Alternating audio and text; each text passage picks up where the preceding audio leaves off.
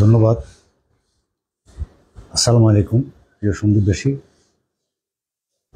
আপনারা জানেন আমাদের মাস্টার শাহজাহান বিয়ের মৃত্যুজনিত কারণে আমাদের সন্দ্বীপ উপজেলা পরিষদের চেয়ারম্যান পদের নির্বাচন হয়। সেই নির্বাচনে মাননীয় প্রধানমন্ত্রী জননেত্রী শেখ হাসিনা আমাকে নৌকা প্রতীক দিয়ে নির্বাচন করার জন্য পাঠিয়েছেন।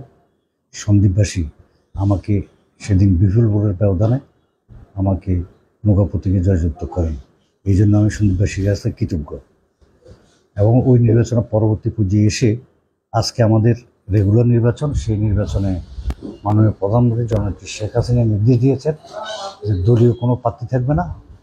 সেই হিসাবে আমরা দলের কোনো প্রতীক থাকবে না, যার ইচ্ছা সেই নির্বাচন করতে পারবে। সেই সুবাদে আমি যেহেতু দুইবারের ভাইস চেয়ারম্যান এবং উপজেলা পরিষদের নির্বাচিত চেয়ারম্যান বর্তমানে, এবং আমি আমাদের পার্টির সাধারণ সম্পাদক, এই জন্য আমি আমার জনগণের যে বন্ধুবান্ধব এবং শুভাকাঙ্ক্ষী এবং আমার দলীয় নেতাকর্মী যারা, তারা সবাই আমাকে অনেকটা জোর করে প্রার্থী হওয়ার জন্য ধরেছে। আমি এই জন্য প্রার্থী হয়েছি। প্রার্থী হওয়ার পরে আমি আমার নির্বাচনী বৈধতা পাওয়ার পরে আমি সন্নিবেশে আমার কাজকর্ম শুরু করি। সেক্ষেত্রে গিয়ে আমি মানুষের উৎসাহ উদ্দীপনা আমি লক্ষ্য করছি। মানুষ ভোট দেওয়ার জন্য আগ্রহী। তবে কেন্দ্রের পরিবেশ যদি ভালো থাকে, ভোট যদি সুষ্ঠু নির্বাচন হয়, মানুষ স্বতঃস্ফূর্তভাবে ভোট দিয়ে আমাকে জয়যুক্ত করবে। আমি মনে করি সন্দ্বীপ উপজেলা পরিষদ